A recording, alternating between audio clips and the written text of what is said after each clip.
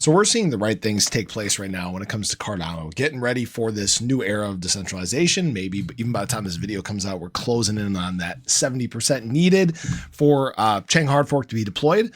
But we're also seeing, massive partnerships being tapped. We're seeing government adoption take place. So things are really churning along in terms of Cardano. And frankly, there is one last piece to the puzzle that we need. It hasn't really been that big of a deal early on in this market cycle. Normally doesn't matter too much early on. But as we get later into this cycle, we need additional liquidity. We need additional users coming into the space. And what drives that is stablecoins. Now, stablecoins are never really, that exciting to begin with, but it's the biggest thing that we've lacked in terms of the Cardano ecosystem. There are some other chains that have tapped, USDT and USDC and DAI, giving them additional paths to liquidity and frankly, new users coming into the space.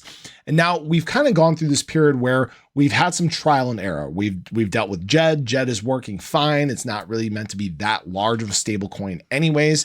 We've dealt now with USDM. USDM has done okay. It's really gaining some ground. We know that there was a slight depeg that actually took place over the last few days.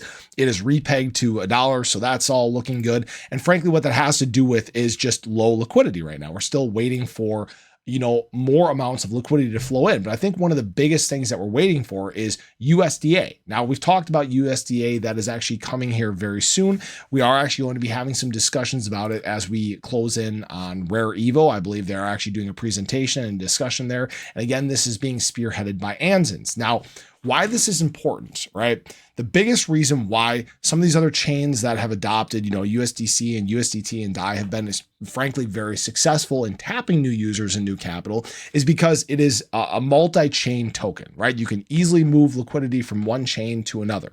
Now, why I say USDA is going to be different than something like USDM or djed is because USDA should be the only regulatory compliant fiat-backed stablecoin because it is going to have 100% fiat backing.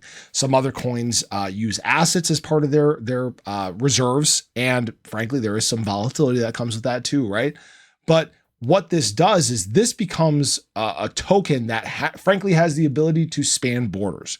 We talk about what USDT and USDC have done with spanning across chains. USDA can become a coin that frankly can span chains.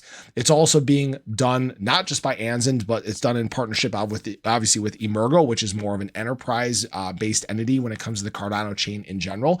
And that really opens up a door for opportunity. So you have possibly the only fiat or only regulatory compliant fiat-backed stablecoin, and then you have enterprises that are probably looking for some of that regulatory compliance. And that's why I've said, dating back to years now, where enterprise is going to be a big reason why Cardano does in fact take off. The retail part is fun. This is something that can help bring in additional retail flows, but it really is a big bolster for business. So this is a launch that we've been talking about now, I believe since it was like November of 2022, or I believe that's when we first started talking about this. So this is actually coming very soon. I'm very excited to see this, and I want to hear your guys' thoughts. Is this something that does in fact take Cardano to the next level, where it is a huge boost in users, a much bigger boost in adoption, and frankly creates even more stability within the Cardano ecosystem? Right now, most tokens have primarily ADA based backed pairings, and that's fine, right? It's more about ratios than anything,